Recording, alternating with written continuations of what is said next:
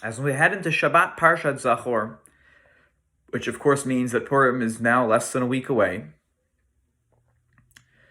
I want to focus on one part of the story in the Megillah.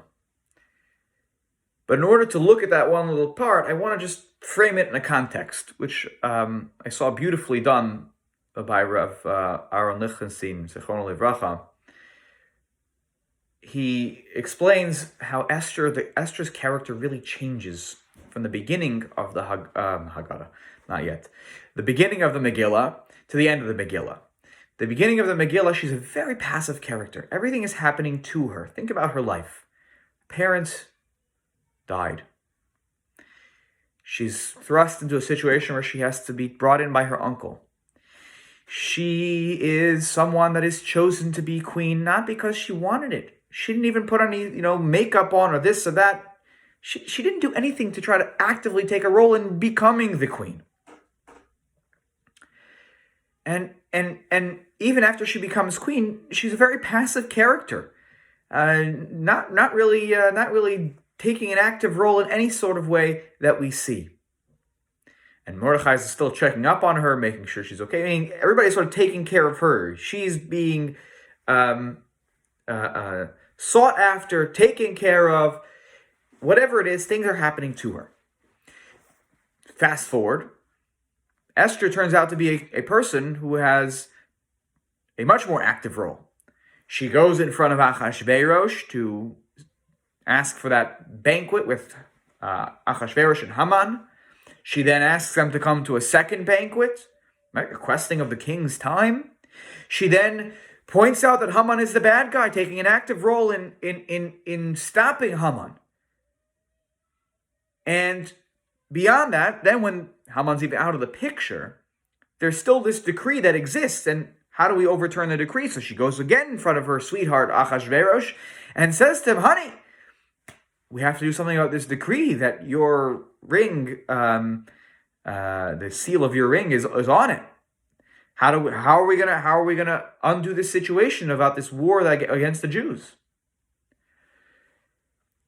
She ultimately writes down the story of the Megillah and all the festivities. Right? She's a part of that in chapter 9. How did she change? What was the moment that changed her? And Rav Lichtenstein points out it was the moment of the conversation between herself and her uncle Mordechai after Haman had gotten the decree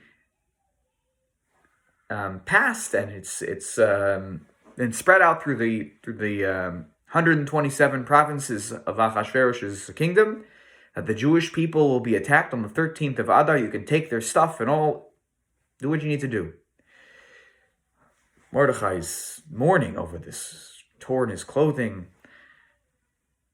And when Mordechai sends a copy of the decree to Esther, when Esther hears that Mordechai is distressed, he sends a copy. Here, this is why I'm feeling upset. And he tells Hatach to tell Esther, tell her, she has to do something. She needs to go in front of the king, right? Ulvakesh milafanav, go in front of him, and make a request of him to stop what Haman is doing. And her initial answer to this that she sends through the messenger is, I haven't been invited in 30 days to come see Achashverosh. You can't just walk into his presence. It doesn't work that way. It's not something that you could just do. That's against the law. And you can be put to death for violating that law. And Mordechai responds to her and says, Al tadamim nafshech lihimalet beit hamelech mikol haYehudim. Don't think of yourself that you're going to escape, the house of the king, as opposed to all the other Jews. Just because you're there. Don't be selfish. Don't think only about yourself, that you're not going to be, that you're going to go unscathed through this decree that Haman has put forward. Because im hacharesh ta'acharishi, if you're going to be quiet right now, ba'it hazot, revach v'hatzalai yamod la'Yehudim mimakom acher. Right? Relief and deliverance for the Jewish people will come from another place. And you know what will happen to you, Esther? If you're going to act selfish in this moment, atu veit avich tovedu. You and your father's house will be destroyed will perish. And maybe this is why you're the queen in the first place. And Esther's answer from that point is, you're right. Gather up everybody, fast for 3 days and 3 nights, and then I'm going to go in front of him. Whatever happens, happens. And it says that Mordechai did this. Vayas kechol asher tzivata alav. And Esther, he does whatever Esther commanded him to do. Esther takes charge now.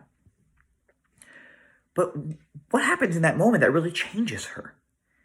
You have to think about what he said to her and what's odd about it. He said, we'll get relief from somewhere.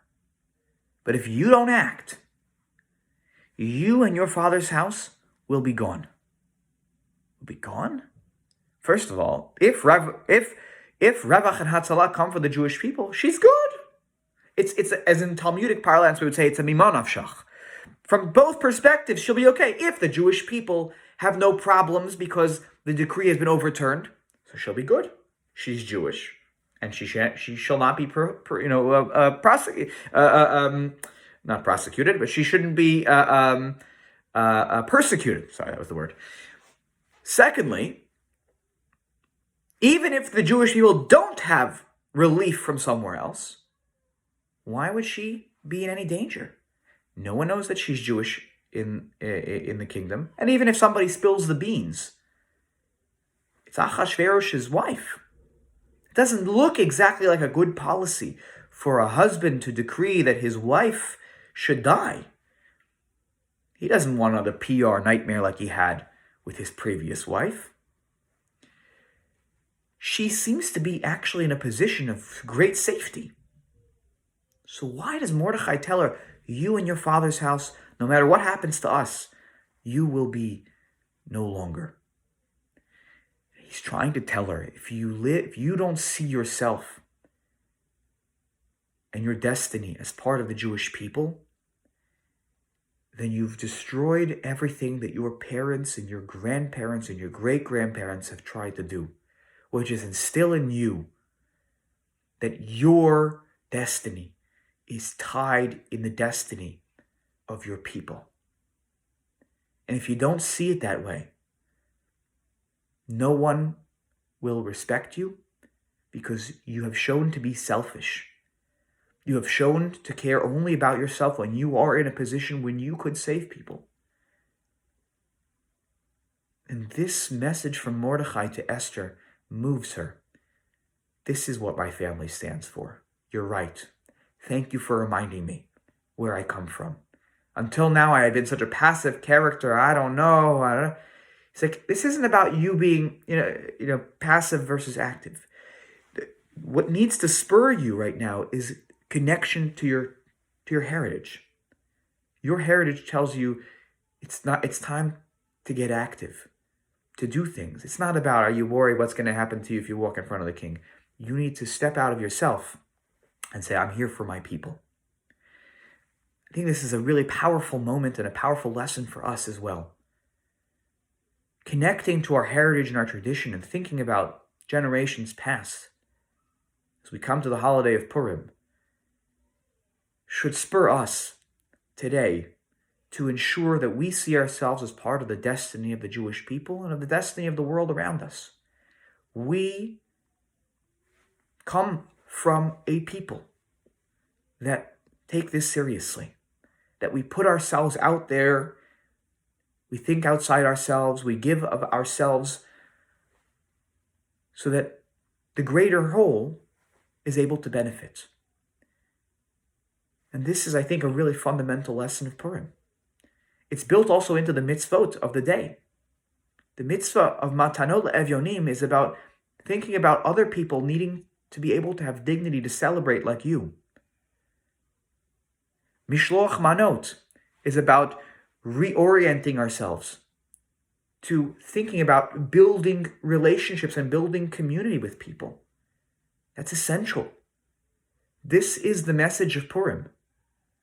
The message of Purim is if you don't see yourself as part of of something bigger, that you'll put yourself on the line for, then everything that we've worked for, that our parents and grandparents and great-grandparents have worked for, that message it goes away.